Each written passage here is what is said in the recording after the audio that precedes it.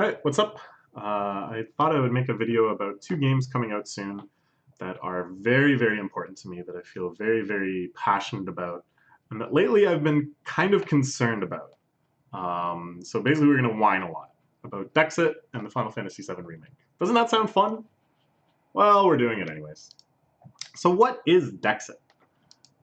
So they announced during E3 that Pokemon Sword and Shield won't be compatible with all past Pokemon. For the first time in mainline Pokemon history, some of the old Pokemon will be incompatible with the new game. So only Pokemon that are found in the Galar region, which is the region that Sword and Shield are set, are going to be compatible with the game's code whatsoever.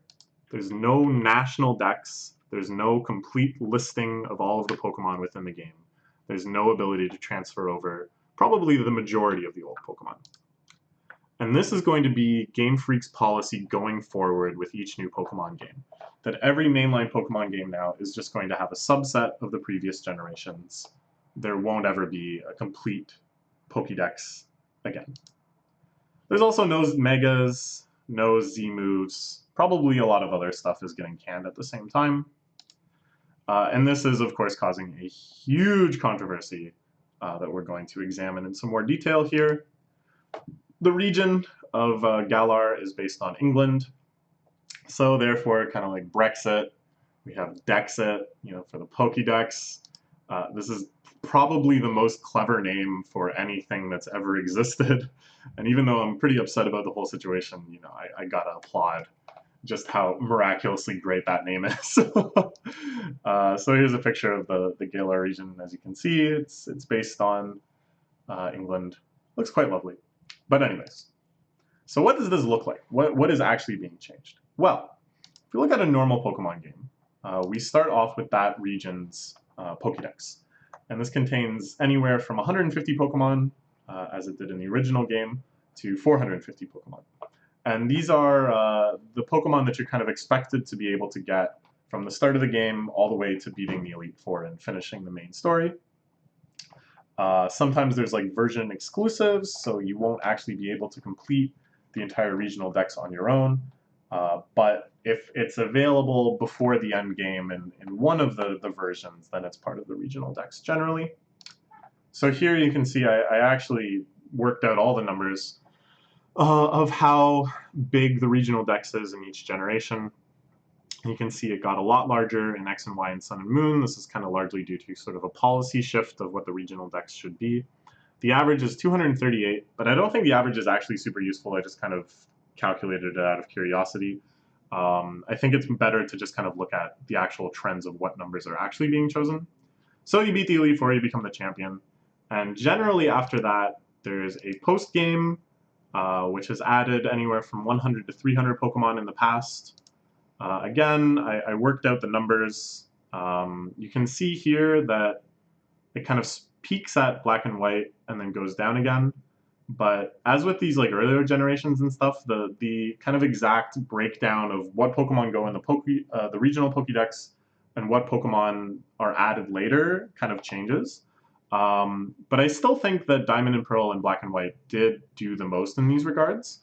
That once you beat the game, there were so many opportunities to find new Pokemon, new areas that opened up, new encounters in existing areas, all sorts of mechanics like swarms and stuff where Pokemon would become temporarily available in different spots, all sorts of minor side quests and such that opened up, really giving the game a lot of legs in its back end. And then you can see with X and Y and Sun and Moon, this sort of thing was kind of backed off on in favor of making a larger regional dex, of having more Pokemon available to you before you beat the game. This alone doesn't say a whole lot, but I think combined with some other patterns that we're going to talk about later in the video is quite revealing. So then on top of all of this, these are all of the Pokemon that you can get kind of naturally by playing the game or playing other games within this generation. You have the transference. So these are the Pokemon that are unavailable in the game. They're unobtainable through normal means, but you can transfer them in from past generations. And again, these are the numbers of how many Pokemon required this treatment to make it into the game. Sun and Moon, of course, having by far the highest. So that's a normal game. And I should note that for these numbers, of course, I was just using the base versions of the games. For remakes and sequels and stuff, typically more content was added to make this number kind of smaller, this number a bit bigger. But whatever, you get generally the gist of what I'm saying. So National Pokédex completionists, people who play Pokemon living by that most ancient of mantras, gotta catch them all, would work their way through these tiers and end up with every single Pokemon that had been made up until that point registered in their National Pokédex. So this is quite an endeavor. This takes, I would think, hundreds of hours for the average player. I myself have not done this at all since Gen 2. I don't have that kind of compulsion. But I do think that the people who do it must get some very deep satisfaction from it. It must be quite a meaningful quest to them. And I would think they quite enjoy it too if they keep kind of going back to it generation after generation. So even though I personally don't do it, I really sympathize with these types of players because this is what we're dealing with now in Sword and Shield. We have the regional decks. My estimation, and you can quote me on this later, we'll see how accurate I was, is that in the course of playing the normal game, getting to the Elite Four or whatever, beating the game normally, you're going to see about 300 Pokemon. And this will include all of the new Pokemon, of course, and then a selection of ones from previous generations. Then, after you beat the game, I'm going to say a post-game will contain about an additional 100 Pokemon. This is a generous estimate to me. This is like what they could possibly do to make me kind of happy, is if they had a healthy post-game with an additional 100 Pokemon. But I'm kind of skeptical it'll be that high. I'm thinking this is about as much as we can hope for, though, is about 100 Pokemon added in the endgame, so about 400 Pokemon total obtainable within the game. The big difference, though, is that this is it. Afterwards, it's just RIP. The remaining 600 or so Pokemon that are totally unavailable in this game are completely incompatible with the game's code. You can't transfer them in. You'll never have a complete national dex. The national dex just does not exist anymore. So Pokédex collectors are vexed. People who have devoted themselves to this challenge of all challenges within Pokemon are reasonably, I think, very distraught at the fact that Game Freak basically is saying that this will never be a thing again. You're only going to be able to just collect that region subset of Pokemon, and you're going to dang well like it. It may not even take that much significantly less time to complete the Sword and Shield Pokédex than it would to complete the National Dex in Sun and Moon. Because, you know, a big chunk of them you do just transfer over, which is not really a difficult or challenging task as it is just a tedious procedure. But still, it's the symbolic act of denying them the ability to ever catch them all again that I think has people so righteously upset. But it's not just that. The other thing this does is break a chain of transfer that's been going back quite a ways. So let's break this down exhaustively. First, we had the original Pokemon games in 1996. When Gold and Silver came out, you could use a link cable. This is actually kind of mind-blowing that you can do this, and just transfer whatever Pokemon you want from Red and Blue over to Gold and Silver. So any favorites you had back from 1996 could carry on with you into 1999. Isn't that lovely? When the first Pokemon Game Boy Advance games came out, Ruby and Sapphire, there was actually no way to transfer from Gold and Silver onward. And people were pretty outraged. I remember this. I was only 11 years old, but I can remember articles and stuff being like, hey, this is appalling. My favorite Pokemon from 1996 that came with me all through Johto can't go on an adventure with me in Hoenn. What's up with that? And I thought that Game Freak really took this to heart at the time. Because since then, through a variety of means, you've been able to bring your Pokemon with you every single time. Every single time. All the way to Sun and Moon. So that you could have a Pokemon that is now 15 years old, that has been with you through 1, 2, 3, 4, 5 generations. Isn't that wonderful? I think that's actually such a beautiful thing that a variety of technology and services has made happen. And it was really inspirational to me that Game Freak continued making this a priority. But then, only a percentage of the Pokemon with you in Sun and Moon will be able to come to Sword and Silver. Sword and Shield which is behind the camera, but that's not surprising. Yes, only some.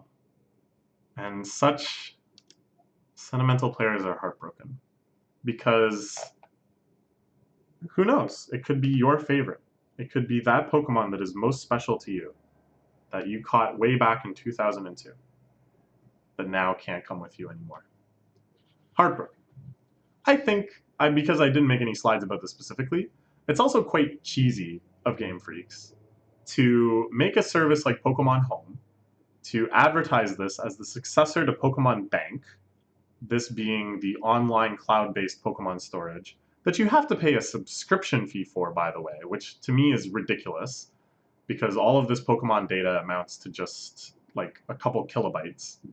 You're paying a subscription fee for them to store like at most a megabyte of data, but whatever.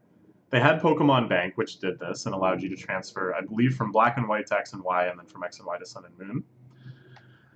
But then this Pokemon Home, which is supposed to be the successor of that, just simply doesn't work for most of the Pokemon. You can only transfer things forward using it if it's within the Galar region. So it's like, what's the deal? Like, isn't that basically on the verge of false advertising? Now, luckily, Pokemon Home doesn't exist yet, so it's not like anyone's actually paying for it yet. But wouldn't that be horrific if you were paying for it and you were so excited to use it to bring Pokemon into Sword and Shield, like specific Pokemon that you had transferred over from Sun and Moon, and then it was just like, whatever, incompatible, can't be transferred. Sheesh, sheesh. Anyways, so sentimental players are having their hearts broken by this, and who can blame them? The final betrayal is a betrayal of Karen, and this one to me quite hurts. So this was a famous quote. I really didn't make these slides with consideration that I would lose part of my screen to the camera, but whatever. So Karen says this when you're challenging her in the Elite Four. Strong Pokemon, weak Pokemon, that is only the selfish perception of people. Truly skilled trainers should try to win with their favorites. Now this quote has always been controversial between the more casual and the more competitive Pokemon players. That casual players will use this as evidence that the game disavows the idea of specifically building optimal teams, the idea of trying to cultivate the strongest Pokemon, and it says you should play more to your favorites, to who you personally love the most. And I've always kind of taken a middle position, thinking that, yeah, the competitive community is really cool and stuff, and of course I enjoy that and follow that. But that when you're playing the game, like Pokemon games are really super easy, you should try to win with your favorites. You should try to choose Pokemon that you really just enjoy seeing and love the idea of raising. And for whatever reason, maybe because they are strong, that's fine. But it should be because they're your favorites, you know? And the key word here is try. That to varying successes, some Pokemon can't do that. But you should try. If you have a favorite, you should really try to win with them. Now, we know that all Pokemon are not created equal in terms of their strength within games, the sort of merchandise that's made around them, the attention that they're given in things like the anime or the card game, or even the attention that they're given within the games. There's quite a few things that are unique to some Pokemon mechanically, getting new forms, getting mega evolutions, getting signature attacks or held items or whatever. Even specific activities and side quests can only be completed with some Pokemon. So we know that Pokemon aren't created equal. But all Pokemon, you know, to varying successes, could be used to challenge the core gameplay loop. You could take those Pokemon on an adventure, no matter how obscure it is, no matter how weak it is. You could do your best to have that Pokemon enter the Hall of Fame, to have that Pokemon take down the trainers of the region. And they could all battle. They could all be champions. This was allowed to every single Pokemon in every single generation. No one was left behind in this regard. And every Pokemon is someone's favorites. I really believe this is true. Every Pokemon has someone out there who they want nothing more than to just see that Pokemon be made into a champion. That to me is so beautiful. In the spirit of Pokemon, where are ye now? That we're basically saying, well, you know, nobody really liked these ones, so they're just gone now. Nobody really wanted to win with Scoliopede or Stunfisk or Love Disc or tons and tons of ones that I can't even remember the name of because they are that obscure. So it's just this kind of feeling of, you know, who's really gonna care?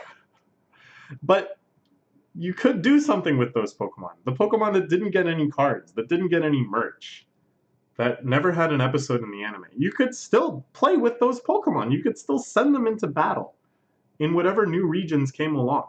You could still train them all the way up to level 100. They were still in the game, you know?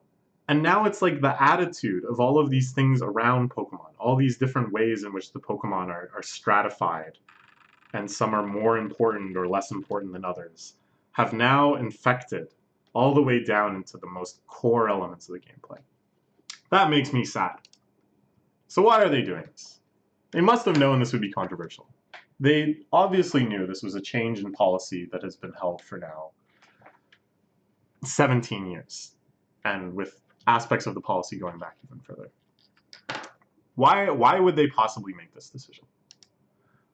So there's this YouTube video. You can search for it by searching Treehouse Pokemon Sword and Shield E3 demo or whatever. You'll know you found the right one because it's really, really heavily disliked. And then at about 26 minutes into the video, Masuda, the director, talks about this policy change and about how the Galar region will not have a regional or a national Pokedex. So the reason that he gives at the time is that they wanted to improve the models and animations. They're saying, we have the Switch now, it's so much more powerful. We can make the Pokemon look really great. We can make them look more expressive. So he really wants to take his time with each Pokemon, not have to think about all 1,000 plus, but just make the subset that they choose as high fidelity and expressive and exciting as possible. So that's the stated reason. The other stated reason that's been mentioned a few times by Game Freak is game balance. That is making it not too easy, not too hard, giving every Pokemon a chance to shine is kind of a perspective they've used before. Okay, sure. The other thing that's been cited is that they have a limited development time. They can't just do everything. Priorities have to be chosen. Sure, fine, okay. Some other reasons that have been suggested in the aftermath of this announcement, and then also in the aftermath of the very, very rare follow-up statement. Game Freak normally just completely ignores the fan reactions to things.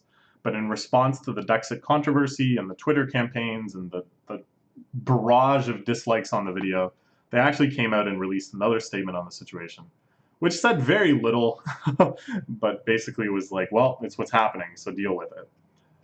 So other reasons that have kind of been floated as why this is happening are like future games could improve the models and animations to a more significant extent, which is why at some point they had to make a cutoff, and they've just chosen to kind of rip the bandage off now.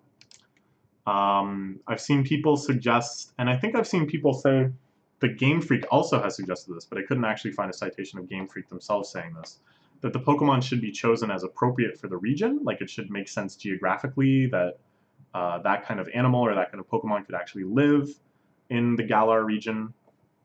All right. That there could be major hidden universal changes to kind of how the mechanics work or the gameplay works or whatever that would require them to go back and update every single Pokemon. And because doing so would be like a huge use of time, they've just chosen to cut it off here. All right. Or maybe there's major universal animation needs, like every single Pokemon needs to have an animation for something. I've seen people say that leaks suggest some sort of Pokemon camping mode, so that if you are able to go camping with every single Pokemon, maybe that requires a whole bunch of like new stats or for them to have, or new animations or something like that. And they don't want to go back and do that for every Pokemon. Okay.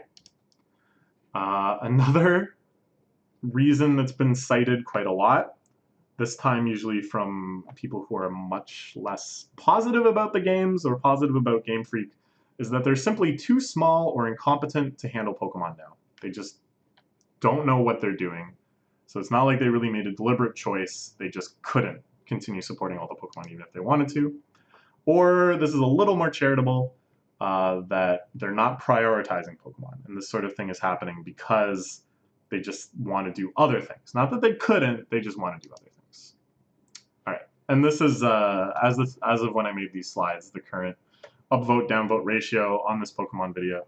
If I could send back in time just the screen cap of the title of the video and this dislike ratio, I wonder how many people would accurately guess what caused it. I think very few. I think most people would not even imagine this could be the reason why. I think they would be so much quicker to assume any sort of other controversy.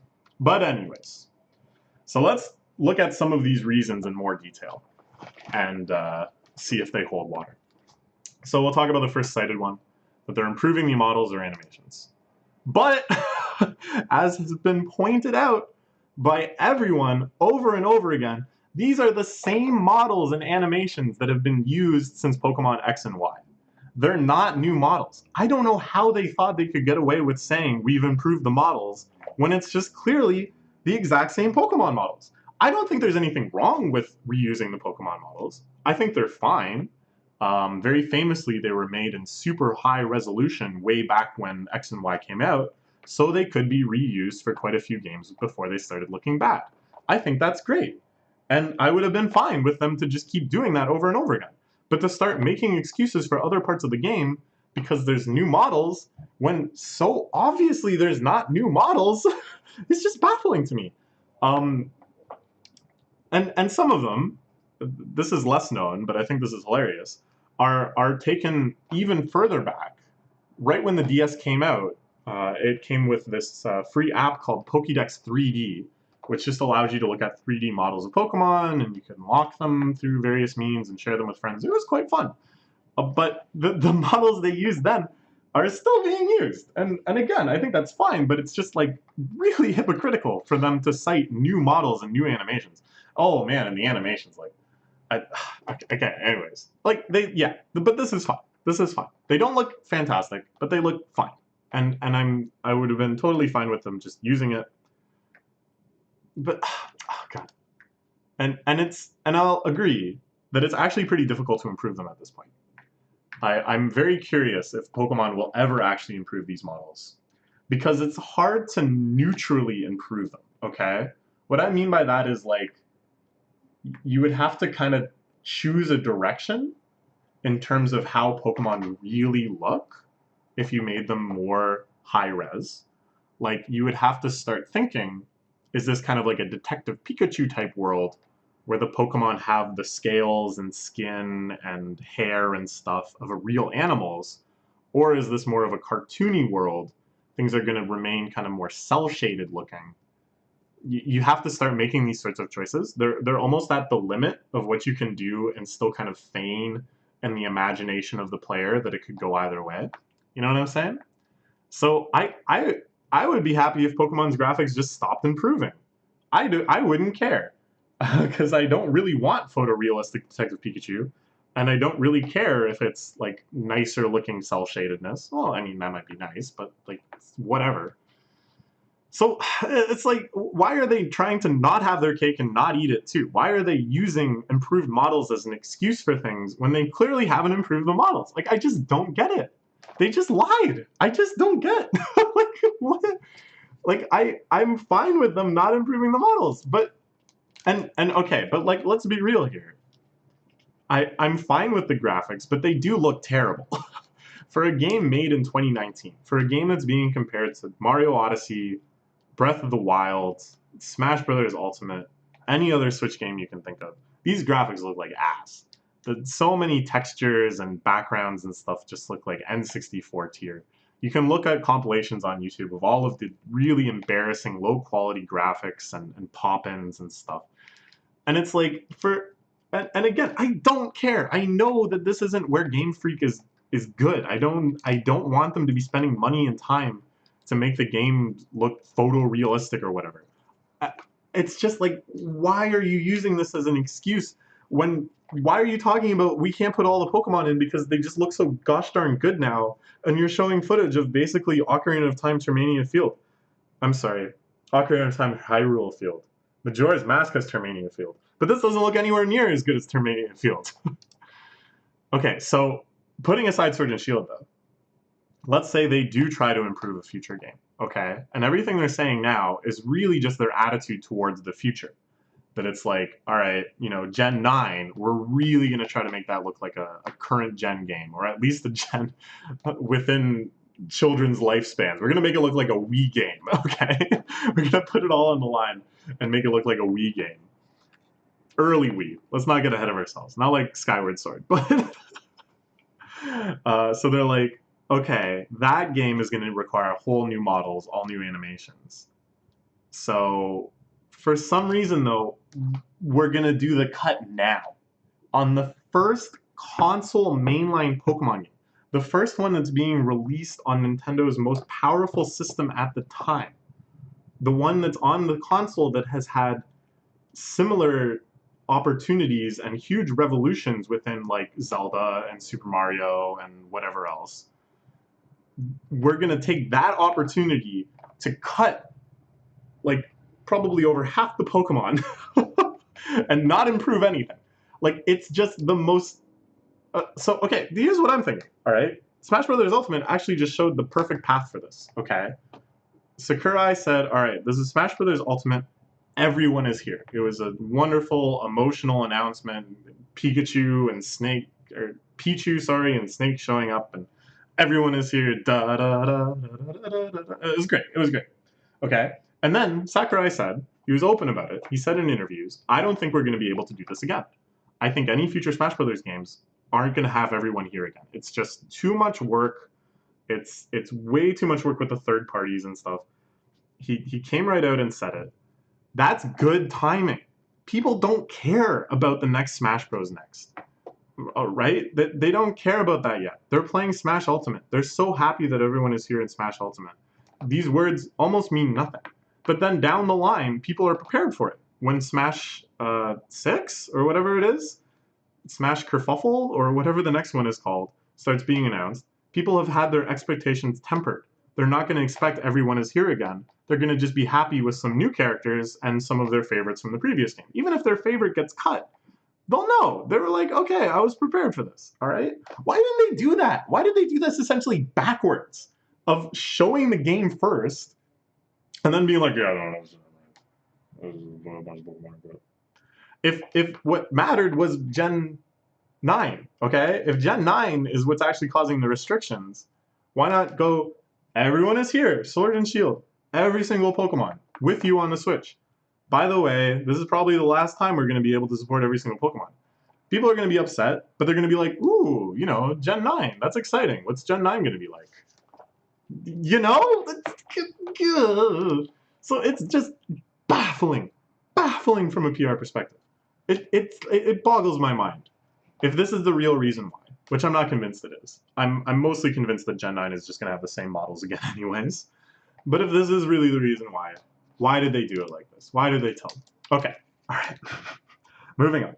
Let's talk about the idea that there's going to be new features or animation requirements that require a major overhaul of all the previous Pokemon, to the extent that it's just an unfeasible amount of work. So a major new feature that requires a new Pokemon. Could it be camping, as I suggested before? I've heard people talk about this camping feature. I haven't really kept up with like leaks, leaks or anything. I prefer not to know. But I have heard camping mentioned a lot. Sure. Could it be because, for whatever reason, they want every single Pokemon that's in the game to be found in the wild area, which is the open world area, where Pokemon are on the overworld, so they want animations for all of that? Maybe. Like, maybe even Pokemon you get transferred in and then found on the wild area, you have to, like, encounter that specific Pokemon. It might be kind of fun. I don't know. But these seem kind of like flimsy excuses to me. Ultra Sun and Ultra Moon, this isn't super widely known, but it's pretty cool.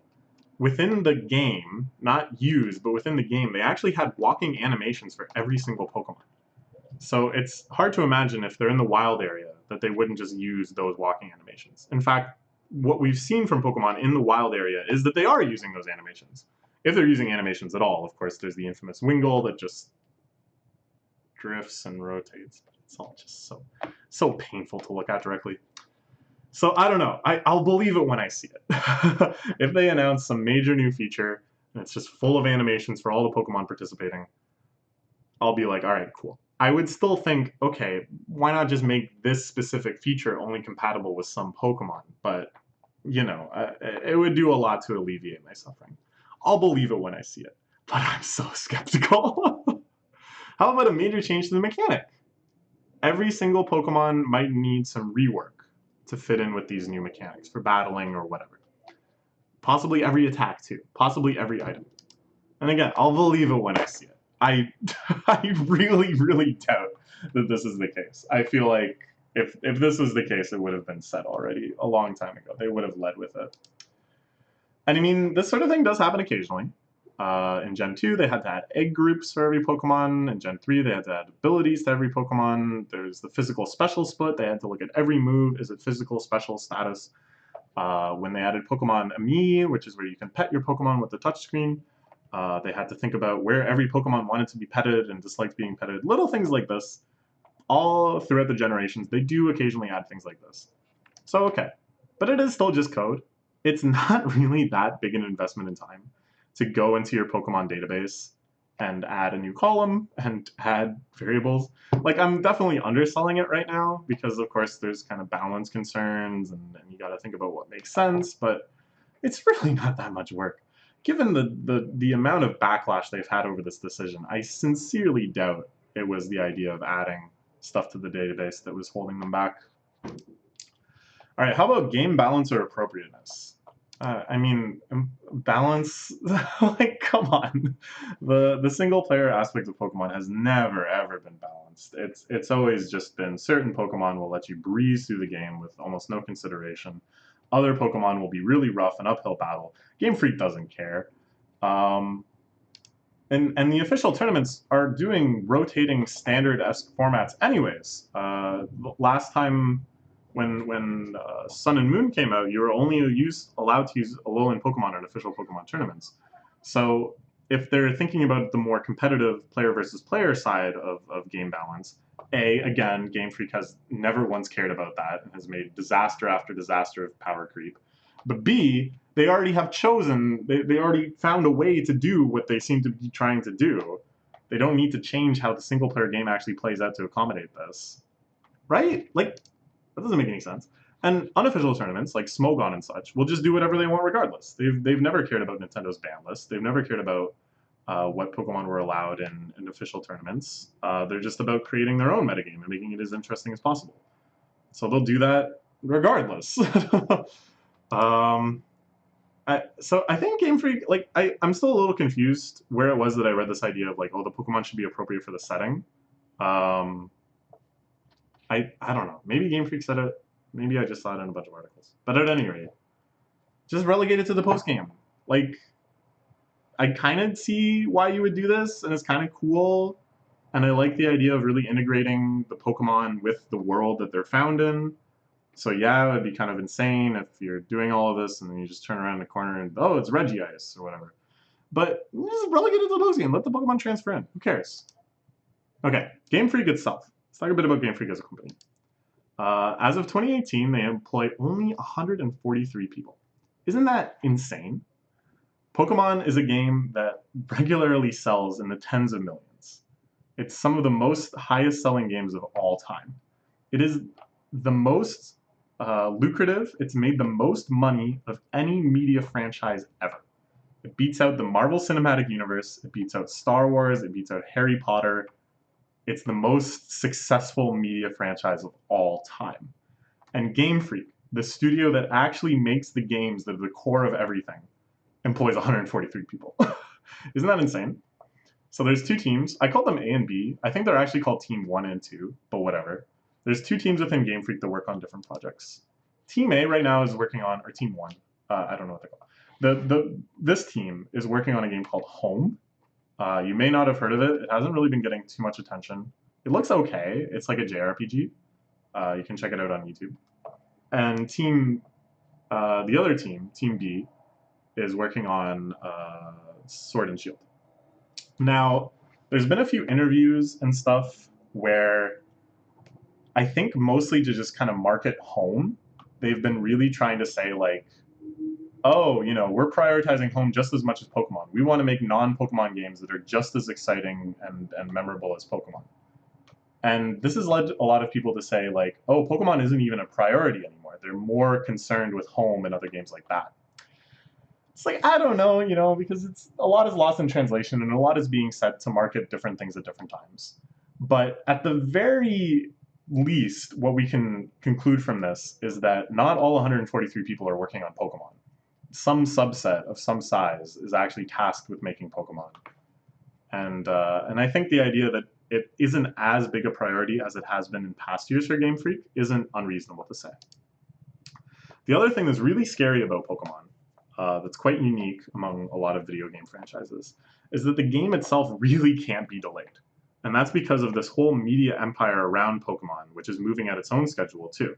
The anime, the card releases, the merchandise that gets printed, all of that stuff is just kind of unstoppable and it's just happening.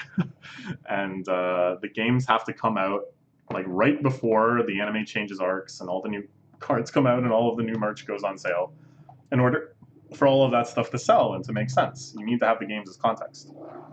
So that's pretty rough. They really can't delay the game. So why can't they hire more people? This is what I don't get.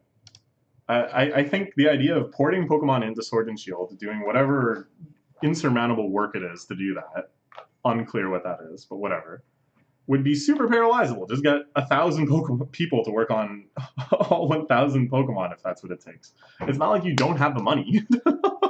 you have more money than God. Like, I genuinely don't get why they can't just hire more people. Just on contract or something. I don't know. Just make it work, right? Like, this is the power of money, or it's supposed to be. Problems like this are easy to solve if you just throw money at it. But I think there's something even more dreadful at the core. It's not just that they don't want to spend money to expand the company and make Pokemon the best Pokemon that it could be. It's not even just that they're thinking about other things instead. But there's a pattern of neglect of the back end. This is the real core of the issue, I think. This is the real reason why. So I think post-game content in Pokemon has been shrinking since Gen 5. I went to this really awesome site called PokemonPostgame.com, which has checklists for every Pokemon game, such that when you beat the main story, you can go and work on this checklist because the post-game content kind of all comes at you at once and is very scattered, so it's a useful service. So I was looking at the different generations with this service, and it's like kind of hard to just compare, you know, apples to oranges with these to try to judge how substantial each bit of post-game content is, how much time it takes, how interesting it is. But I think I'm right here. This has been my feeling, having played all the mainline games, that the post-game has been shrinking since Gen 5. So what happened after Gen 5? Well, the games went 3D. And I could imagine that adding new post-game content in 3D is probably a lot harder. To make new characters is a more substantial thing, to make the whole new 3D model for them versus just a new sprite. To have new areas in 3D, probably a lot more work than just 2D backgrounds. All of these things just kind of makes making any sort of content in 3D more difficult than it would be in 2D. So there's this Italian interview way back when I called it, oh my god, I called it OSRS. Oh, what a Freudian slip. Obviously here I mean Alpha Sapphire and Omega Ruby. ASOR. Whoa, whoa, OSORS. That's old school RuneScape. That's such a slip. Anyways, so this was an Italian interview with Masuda, who is the director back then, and is the director for Sword and Shield. So the Italian newspaper, well, I don't know if it's a newspaper, the Italian publication, whatever. They asked, we noticed ORAS, that's what it's actually called, had a lower difficulty level compared to previous Pokemon games. What brought you to this decision? We created a balanced game that was suited for our time and age, where everyone is very busy and young people have various means of entertainment. Using smartphones and other devices, they can access a great number of games, so the time they dedicate to a single game is less than in the past. So then they say, well, why wasn't the Battle Frontier in the remakes? The Battle Frontier was a pretty memorable and well-enjoyed part of Gen 3 originally, and was expanded substantially in Emerald and in the 3DS remakes of Ruby and Sapphire. It was very, very much stripped down to like a single area. This question is connected with my previous answer. We didn't put the Battle Frontier in ORAS for this very reason. So I found this interview on Reddit, translation of it. You can do the same if you just Google aspects of this quote. And then you can read the full context if you like. But it's basically what I'm saying here. That they're like, why would we put in all of this post-game content? Why would we put in all of this additional stuff if people are so super saturated with entertainment that they can just go on and do something else? That why would they put hundreds of hours into our game when they have hundreds of other games that they could put hours into too? So I think these slides are in the wrong order. No, well, whatever. So yeah, I think this is rough because I still think the new designs look great. The new Pokemon, the new trainers look fantastic. All of the areas look really cozy and wonderful. The gameplay loop to me is still fun. I still like going out and catching Pokemon. Training them, battling people, it's still fun for me. And I'm so grateful that they didn't make it too much like Pokemon Go. That Pokemon Go, you know, it came into Pokemon Let's Go a little bit with the catching mechanics and stuff, and I was like, God, oh geez. But then Gen 8 really doesn't seem like it has much Pokemon Go influence, so like, thank you, okay. And there's no microtransactions or loot boxes or anything like that, which Pokemon would be so ripe for. If they really wanted to, if they wanted to go full scumbag, they could load up Pokemon with so much exploitive stuff and just wring thousands of dollars out of people, I'm sure. But they don't, so that's good.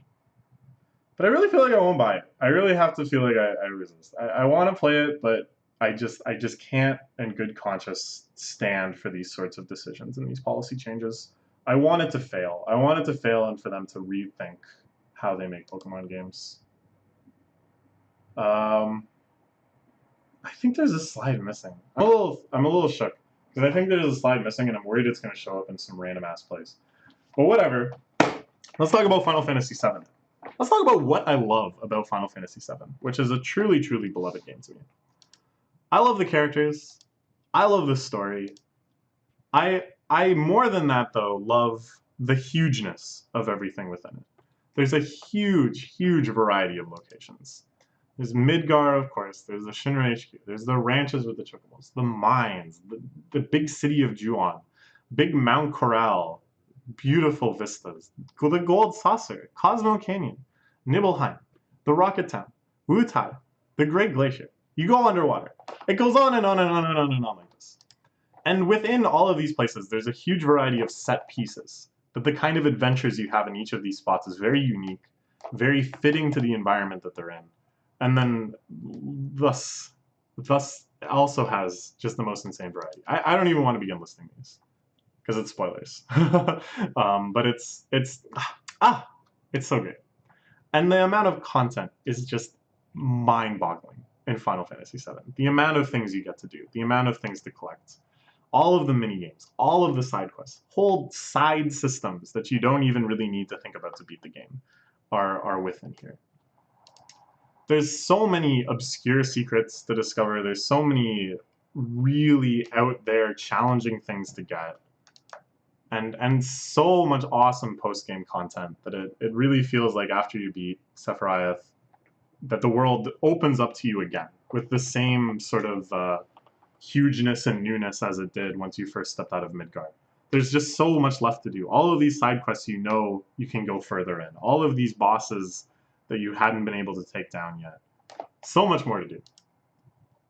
So much so that the 100% speedrun is about 19 hours, which is insane. Like, that doesn't sound like a lot, possibly, given that most casual playthroughs of this game are probably going to be like 50 hours or something. But just the idea that playing as optimally as possible, getting through every fight like nearly instantly, still takes 19 hours to get all of this insane content. It's just too much. It's just so beautiful. Okay, so this is what I love about Final Fantasy VII. And when they first started talking about a Final Fantasy VII Remake, I was extremely skeptical. I thought there was no way they would be able to make a modern game with this much content. I still feel like that. So, what has been shown in the Final Fantasy VII Remake so far? Not a whole lot. We've only seen a few trailers here and there. Let's talk about what they've contained. We have some characters. We've seen like Squall. What the hell? Cloud? Excuse me? Why did I say Squall? That's so weird. I don't even really like Final Fantasy VIII. So we have Cloud, we have Barret, we have Tifa, we have Ares, we have some of the other members of Avalanche have shown up. We have, really briefly, I think they showed some of the Turks, and Sephiroth, of course. That's about it. And so far, everything we've seen falls within the first hour or so of the story. The vast majority of what we've seen has fallen in within the first like 15 minutes of the story. But you know, nothing past an hour, I would say, of content has been shown. We've seen Midgar. You know, we got Midgar. We got a lot of the first reactor raid. All right, which is like the first kind of mission of the game. It's the opening of the game. Whole lot of that. A little bit of the sewers. There's like a couple shots they showed of fighting stuff in the sewers. There's a bit of the slums in the bar. A lot of stuff within the bar. Not a whole lot of like the surrounding areas, but whatever. And the church and stuff where you meet Ares, we saw a decent amount of that. A tiny little bit of Shinra HQ. During the E3 trailer, there's a section near the end. They hadn't done any of this sort of trailer editing before. Up until this point, the trailers had been mostly like very kind of contained within time and space and just sort of showing things as they happen. But then they did one of those classic trailer, like boom, boom, boom, boom, boom, boom, like here's a bunch of places moments. And there was a couple shots of Shinra HQ. So I was like, oh, okay. And then they showed the motorcycle minigame, and you know, I mean, this shouldn't be a surprise because the motorcycle is so iconic. And I think in the Super Omega Deluxe Edition they're selling, it's a statue of Cloud riding the motorcycle. So they really couldn't cut this and get away with it. But this is just to show you how skeptical I am. That I was like shocked when they showed it. I was like, oh, probably that's getting cut. So what do I expect from the rest of Final Fantasy VII Remake? Part 1, which they've confirmed now will only cover Midgar, which is about, I'd say, the first 2/3 of the first disc, or overall maybe the first quarter-ish of the game. I expect to see the rest of Midgar. I really hope. I expect to see the Honeybee Inn quest, because they very specifically said that would be in, to try to alleviate the sort of concerns that fans like me have, and still have. They said, you know, Cloud is still going to cross-dress, so I guess this is still in.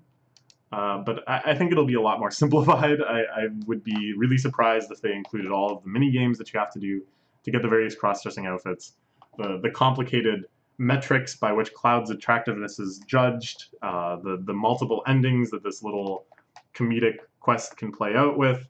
A lot of people are like, oh, they're going to become more PC, they're going to censor parts of it, because it's not appropriate, but honestly, I don't think there's anything that inappropriate about it. It's not like it's being transphobic or anything. It's just the idea that Cloud, who's like a big tough guy, can actually successfully seduce this greasy hetero man by succeeding well enough in minigames. Like, that's the whole joke right there. But I think it's more just going to be simplified because they can't be bothered to make all the minigames and stuff, rather than it being censored. At any rate, I feel like they're going to take out a lot of stuff from Shinra HQ. Shinra HQ has just like tons and tons of little details and Easter eggs and lore that you can read and like little kind of puzzle mini games and stuff. I think that's all just going to get cut, and you're just going to have a couple fights in there. I think there's going to be like maybe one new area that has like quote unquote post game boss that before you leave Midgar, you have the option of exploring it around a little bit, and there's probably going to be like one spot, maybe in Walmart or something. And there'll be like one guy who has like a pet monster, and it's like tougher than the final boss, which I assume is going to be the other doggies. Or maybe not the other doggies. Okay, so I read a rumor that said the other doggies were coming. You know what? It doesn't matter. There's gonna be some final boss in Shinra HQ. I guess against Rufus and the helicopter, or Reno and the helicopter, whoever you fight, doesn't matter. And then there'll be like one super boss that's harder than that. That'll give you a legitimate reason to grind in the pathetically few grinding areas that are in Midgar. But whatever. That's and then it ends as soon as you leave. When normally you would go to the world map after leaving Midgar, it's just gonna end. Okay. So what do I expect to see in future Final Fantasy VII Remake games? Not a lot. I don't think there's going to be a world map. I think there's going to be lots and lots and lots and lots of locations and events and mini games cut. Especially optional and post-game things, I think are just going to get scrapped without mercy. Lots and lots of weapons and materia are going to be cut. There's going to be some new plot variant, some new true route or something where you can end up saving or reviving Aerith. I don't like it. But I bet, that's my bet. I'm so sure they're going to do some shit like that. There's going to be more Sephiroth scenes, more flashbacks. He's going to be like more interweaving with the plot. But basically, this is just going to be Final Fantasy VII action fight highlight reel with lots and lots of darkness. That lots of the kind of discovering and questing and journeying parts are going to be gone. We're just going to kind of like move from big action set piece to the next big fight without really anything in between. Yeah, this is my feeling. I would be so happy if I saw any evidence to the contrary, but so far nothing. So, why is this the case? Why am I so convinced that this is how it's going to go down? Well, first we should talk about the legacy of Final Fantasy after Final Fantasy itself came out. For a while there was pretty much nothing, and then starting with Advent Children, there was a whole project called, I think, The Completion of Final Fantasy VII, where they made several spin-off games, prequel games, sequel games, all sorts of stuff. And I think these really warped people's conception of the original game. So, to be fair, I didn't play any of the spin-off games. None of them interested me at all. I've seen footage of a few of them. I've heard some of them are quite good. I've heard, like, Crisis Core is good. I'd kind of like to play them, but I'm not really that interested. They looked pretty edgy to me, though. This is the consistent thing I've seen, is that all of them were mostly just fighting, mostly just badass type fighting. And none of them had any of the more goofy or kind of adventure-y parts of Final Fantasy VII. Just the dark parts. I did watch Advent Children. I watched it around when it came out, and I was pretty disappointed. You know, it was cool. It was the fight scenes were intense and really highly choreographed, and at the time, the visuals were just mind-blowing that CGI could look this good. And it was exciting to see the characters again, to see them with the updated looks and stuff, but it was just so insubstantial, you know? Like, it didn't really have anything that I loved about Final Fantasy VII in it. So people basically know about this game culturally now, from what I can tell, is Cloud big sword, Sephiroth long sword, Garrett has gun arm, Tifa boobs, and Ares dies. There's some fights, and even the thick, like when I read an article about Final Fantasy VII, like a big think piece type article, you know, Final Fantasy VII, 20 years later, what does it say today? Sometimes they'll talk about the plot, they'll talk about the plot's like environmental message and stuff, and sometimes they'll talk about like certain memorable scenes. But from the most part, they just seem to be kind of repeating the same tropes of like, do you remember when Ares dies? Do you remember when Sephiroth burned down house? Do you remember Cloud have big sword? Like, I really don't see people praising the sorts of things that I like about this game. The cultural force seems to be overwhelming actual knowledge. And I think this is something that happens really often. And it's not necessarily bad. And I think sometimes it can lead to an even more interesting kind of version of the sorts of things. I think this is something that happens in like comics quite often, that people eventually kind of get an idea of Batman that isn't really reflected in Batman as a character overall, but then they evolve Batman to meet those needs. Actually, Batman is a perfect example because everyone thought Batman was darker than it was, and then they ended up making actually dark Batman. So it's like, man, I don't know. Do you get what I'm saying? A positive example, here's a positive example. This is something that Mark Rosewater, who's the lead designer on Magic the Gathering, was talking about, where it's like, you can make a set about ancient Egypt, say, which is what they did, or ancient Greece. And it's like, you could try to make it really accurate, but what people want isn't accuracy. They want like the pulp culture. They want, you know, all of the things that have been built up about ancient Egypt since the time of ancient Egypt, culturally. And he's like, I think this is fine because this kind of makes a more fun set. It's not, you know, just the ancient Egypt set. It's like, what do people think about ancient Egypt, this set? So that kind of stuff, I don't know. I'm okay with it in general. And like, far be it from me to say that Batman fans can't like dark Batman or whatever. But it's like, this isn't what makes Final Fantasy VII good. This is just what makes it edgy. And here's the real problem, though, okay? Like, let's say that Square Enix is like, we don't care what people think they want. We're just gonna make the same damn game. We're gonna make it even better. We're gonna take all the parts of it that were truly great and make them even better. They couldn't. They couldn't even if they wanted to. Because good graphics are the death of variety. Okay, first off, let me acknowledge that even though I was just complaining a whole lot about how crappy Pokemon Sword and Shield looks, it might seem hypocritical for me to be like, good graphics don't matter, good graphics suck, good graphics are ruining creativity or whatever. Well, I'm just gonna do it. There's like a sweet spot for graphics for me, and neither of these games are meeting it. But with Final Fantasy VII, they're really shooting themselves in the foot by making the graphics this good, is what I'm saying. So FF7 has pre-rendered flat backgrounds. I'll show you some pictures in a second. But this is basically just a picture. It's a flat 2D picture that all of the characters move around on. And by kind of zooming in and zooming out and having certain things in the foreground or the background, they make a very good, convincing illusion of actual three-dimensional depth. But for all intents and purposes, Final Fantasy VII is basically a two-dimensional game. So what this means is that making a new environment, each environment is technically, in terms of what actually it takes in terms of manpower to simply produce the image, each one is as hard as any other one, right? You're just making kind of a drawing. And most cutscenes are just kind of plays within the stage. The characters just move around, the camera stays fixed, or it moves as it normally would in showing this area. There's no additional dynamicism or cinematography or anything. And I personally love that because it reminds me of a stage play, you know? And I think just because I played these games as a kid and it's so nostalgic to me now. But whatever. Okay.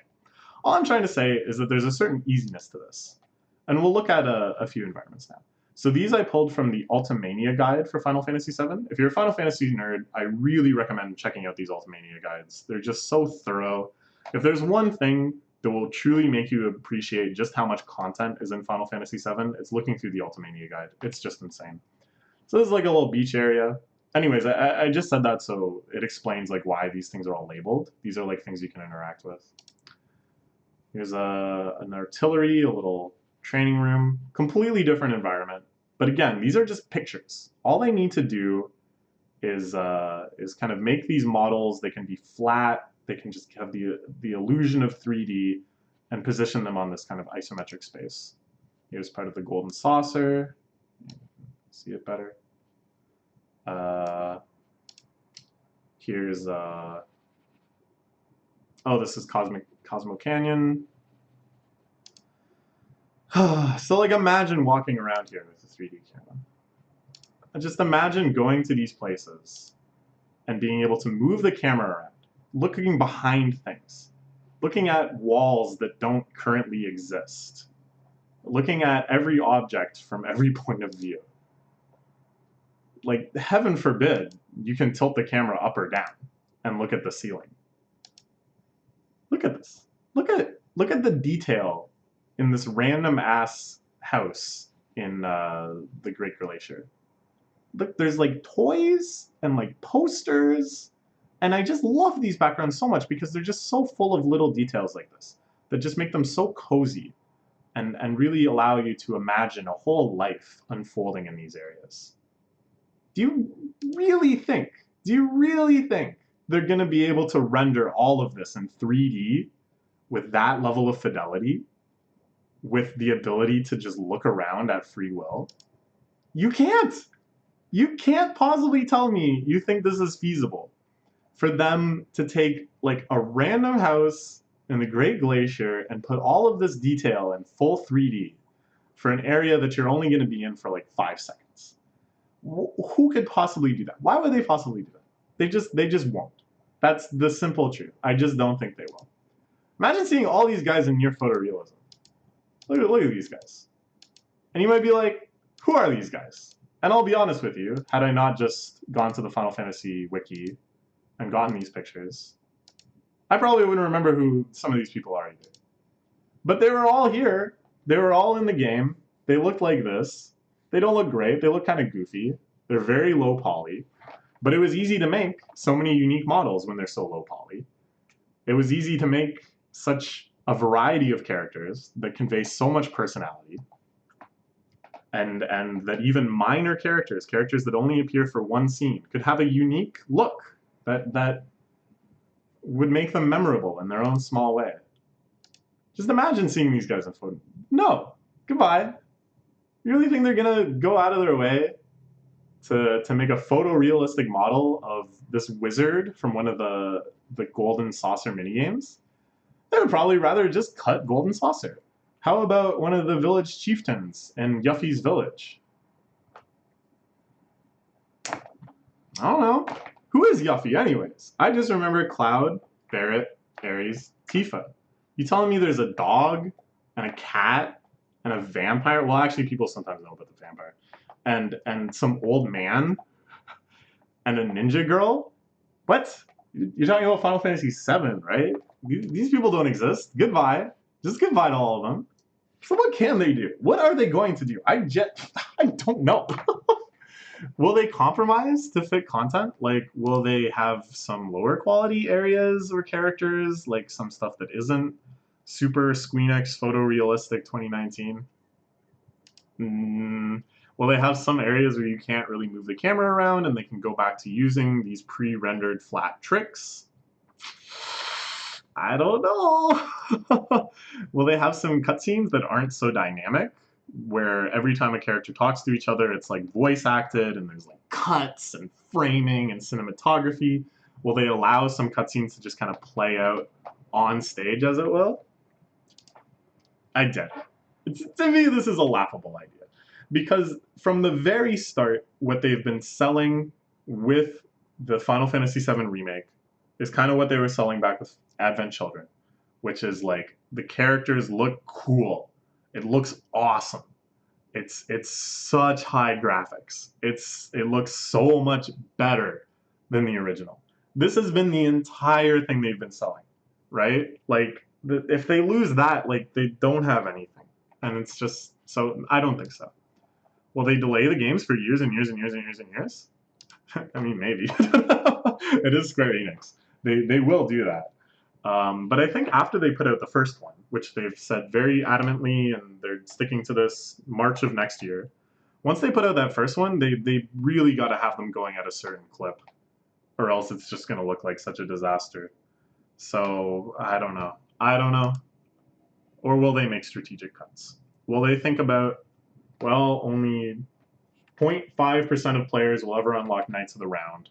So why are we spending $5 million recreating the Knights of the Round cutscene in photorealistic, amazing graphics? Let's just cut it.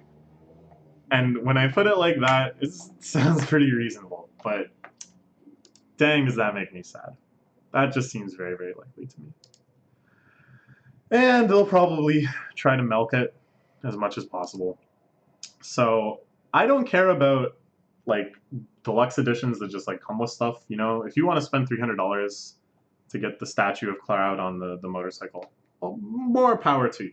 God knows I spend stupid amounts of money on stuff like that too. What bothers me is when there's things exclusive, as I say here. There's exclusive summon materia. You get carbuncle and I think like cactar or something. I don't know. But you get 2 exclusive summon materia if you buy the deluxe version of part 1. I don't like that. I don't like the idea that some versions of the game can't be 100%ed because you just didn't spend enough money on them. And I see this as a real ominous trend. That yeah. So looking at it in summary, there's this 9-year-old comment I found when I was researching for this video. 9 years ago, someone made this comment in 2010 about an article. This was on Reddit. There was an article posted kind of speculating about a Final Fantasy VII Remake, and this comment was kind of attacking the article. So I'm not going to read all of it. You can pause it and read it. I'll go up here for a second. All right, and then it goes on. All right. Yeah, I think this comment basically summarizes all I've been trying to say. This was made 9 years ago, and nothing has changed. Nothing has increased my faith. Because that commentator was me. Yeah, no, I made this comment, and then I thought about it in the aftermath of all of this Final Fantasy VII Remake news, where everyone is freaking out, everyone is like overjoyed, everyone is so happy, and I just want to spit on their parade. Like I just want to, I don't know, I just feel so bad. It's like everyone's hopes are so high, and like I don't know, maybe they'll love the game, maybe nobody else cares about this stuff. But if nobody else cares about this stuff, then I'm even sadder. Because to me, this is what makes Final Fantasy VII great. All this stuff, and if they just get rid of it, then like in no meaningful way will this be Final Fantasy VII to me. And I thought I was like when I saw people praising Final Fantasy VII, like when it wins all of those best game of all time polls on Game FAQs, and when it appears so highly in critical lists and stuff, I was like, yes, like people get it, like people understand why this game is so great, and yet this remake, it feels like it's gonna completely fail in all of these ways for me. So in general, I'm not feeling that great about video games. I feel like they're going way front end heavy. That it's all about the spectacle up front that they can guarantee that every player will see. And they're looking at that graph of player retention, and they're like, well, why would we put content that 5% of players are going to see? Why would we put effort into that? We just need to wow as much as possible the chunk with 100%. Then, you know, that's reasonable. We do live in an era of absolute super saturation of entertainment where we can instantly just pull out our phones and just do whatever else. So, yeah, I assume player retention has been dropping off like crazy. That very, very few people now are willing to put in hundreds of hours into a game, maybe not even tens of hours. So, yeah, a lot of games are going front end heavy, knowing that audiences are overwhelmed with entertainment and will most likely move on quickly. Or, in the rare case where a game now wants you to keep playing, where it's trying to get you to play as long as possible, that's because they're milking you for money the entire time. And instead of actually just putting a lot of content that you're genuinely interested in playing, they Skinner box you and try to exploit you for as long as possible. So this is kind of a games as services model where you don't really ever stop playing, and you're constantly paying through microtransactions, loot boxes, season passes. All of this stuff just disgusts me, and I am just in terror of its effectiveness. There was a really good video by Jim Sterling, who does the Jimquisition, that came out recently about just this entire kind of state, especially with a focus on how they're exploiting gambling impulses and basically just putting gambling into games in order to keep people addicted. It's so sad. It's just so terrible.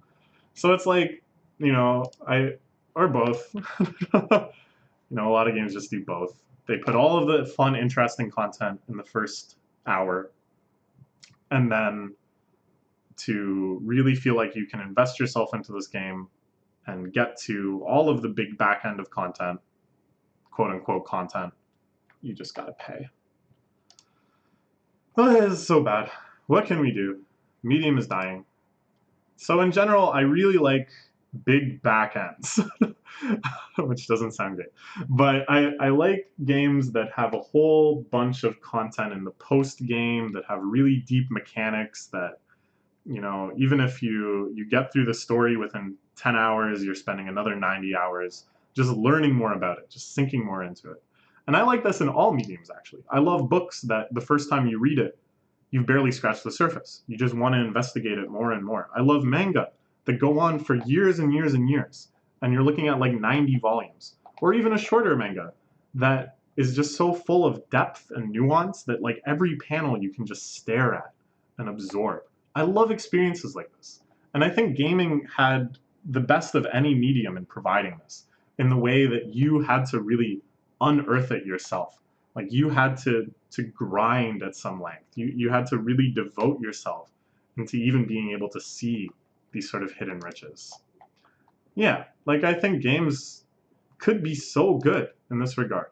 And even if I don't play all of these big back ends, even if I haven't 100%ed every game that I've played, I really appreciate that they exist. It makes me so happy to be playing some game and to finish it to a completion I'm satisfied with, and to look it up and to find out like, whoa, there was like this, and there was like a new game plus, and there was like a 5-star file system where you can make your file select thing like glow gold if you do all of these different conditions and stuff. Like that sort of thing just makes me so happy.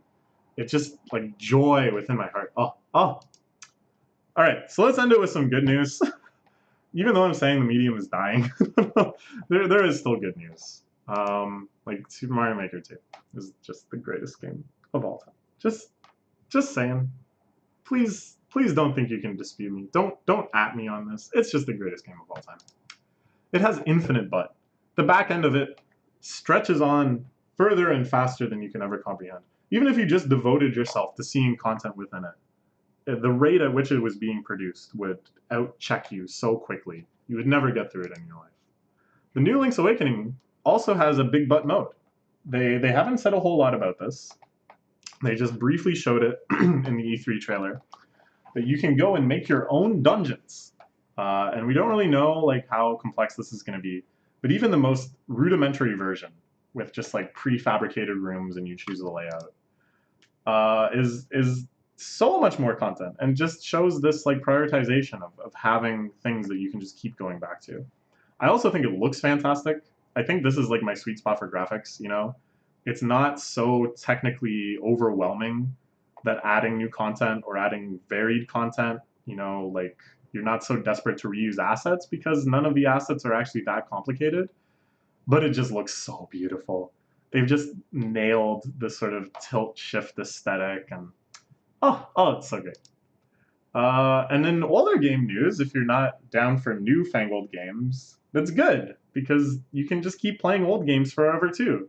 Wind Waker Standard Definition just got barrier skip.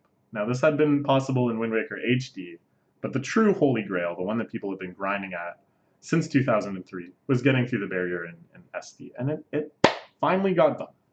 It's a time of miracles. I am not going to explain what any of this means to you because it would take far too long, and this video is already absurdly long. But check it out. It's like history. History has been made with this. Melee is still interesting after 18 years. This I contend. Axe, who is a Pikachu player, just won Smash Summit 8. This is far and away the best tournament he has ever won. This is far and far, far, far away the biggest and most difficult tournament ever won by a Pikachu. It's just like a miraculous injection of fresh air and possibility into this game. And I'd say Melee right now is more exciting than it's been in years. I mean, HBox just won CEO. Meh.